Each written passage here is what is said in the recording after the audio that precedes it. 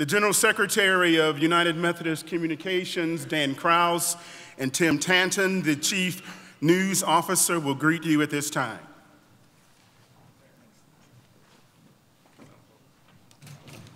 Salbona. Good morning. I'm Dan KRAUSE, General Secretary of United Methodist Communications, often known more commonly as UMCOM. And it's my pleasure to add to Gary's welcome to the pre-General Conference briefing.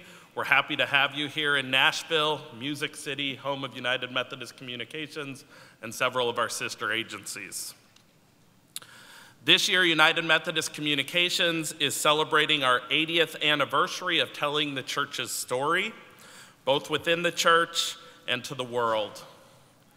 At the 1939 Uniting Conference, the Episcopal address proclaimed that the church was not Methodistically informed and called for taking the message of the church to its own people and to all people.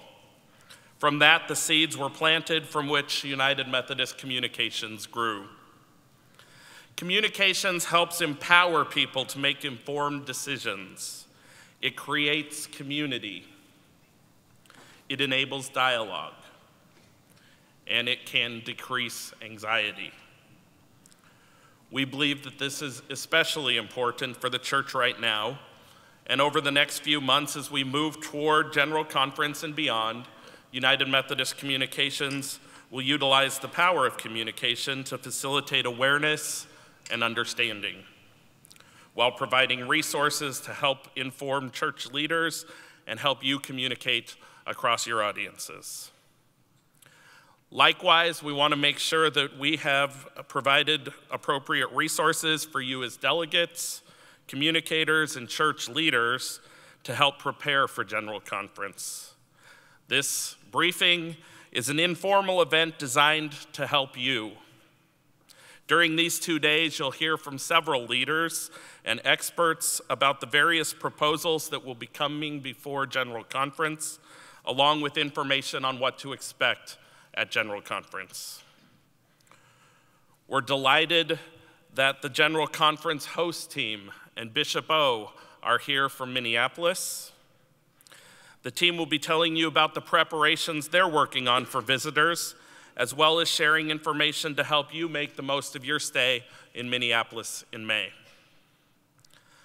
I would also like to add a thank you to the many people who have helped make this event happen, including our speakers, our moderators, our exhibitors, and our sponsors. Please take time during the breaks to visit and meet with our exhibitors and learn more about their ministries.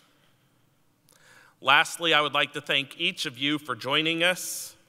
We hope you will find being here to be a good use of your time and an excellent opportunity to get to know one another as delegates, communicators, and church leaders. UMCOM has staff on hand throughout the hall and at the reception table to answer any questions that you might have during these 2 days, so please feel free to call on us. And now I'd like to introduce Tim TANTON, who has put in countless hours making this event happen. Tim is our Chief News Officer, who will also share a little additional information.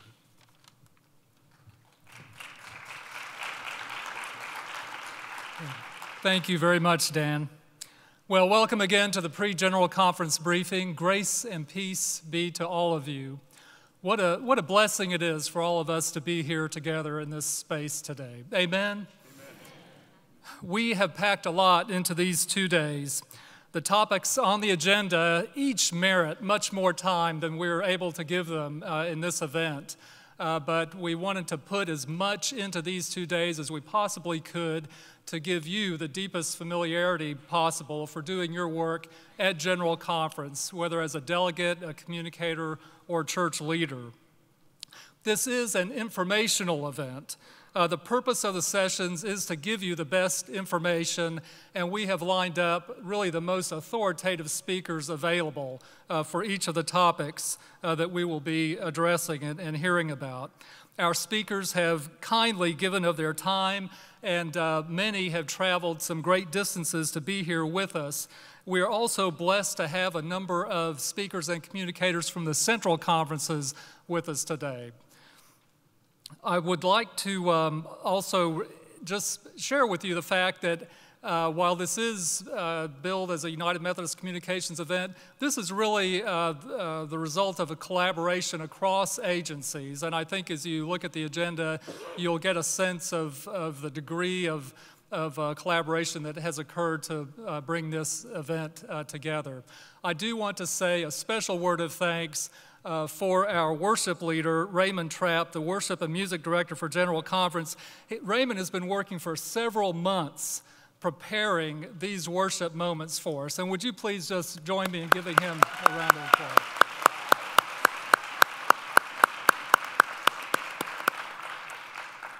So in your materials, you received a link to our best practices for the briefing.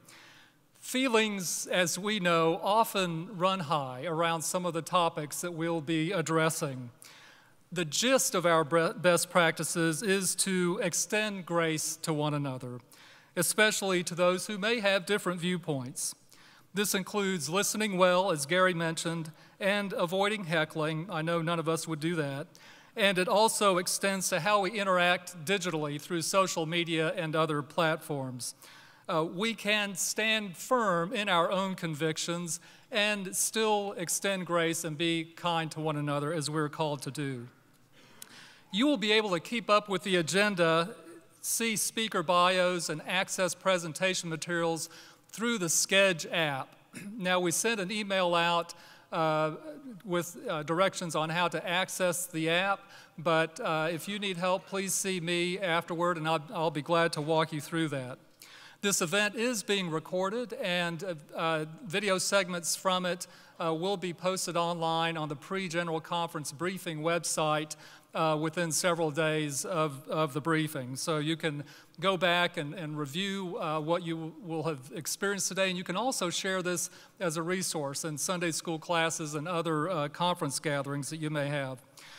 Just as a housekeeping tip, we do have obviously refreshment stations around the room. We also have charging stations. So if you need to charge your device, you will find some charging stations on some of the small tables around the room. If you need anything while you are here, please don't hesitate to ask. You can see me or anyone wearing a United Methodist Communications name tag. We want to make this a great experience for you, and we will be glad to help you. So thank you so much. Enjoy the briefing, and Sal Bono.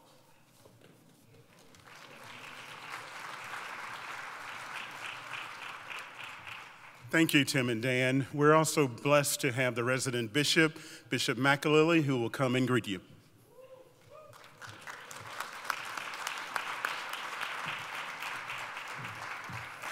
I'd like for the delegates from the Memphis and Tennessee conferences to please stand and join me as I bring greetings to you all. Welcome to Vatican City of our tribe. As Dan said, home of UMCOM, Discipleship Ministries, General Board of Higher Education and Ministry, the United Methodist Publishing House, and UMCOM and other assorted Methodists in our tribe. We have a beautiful city.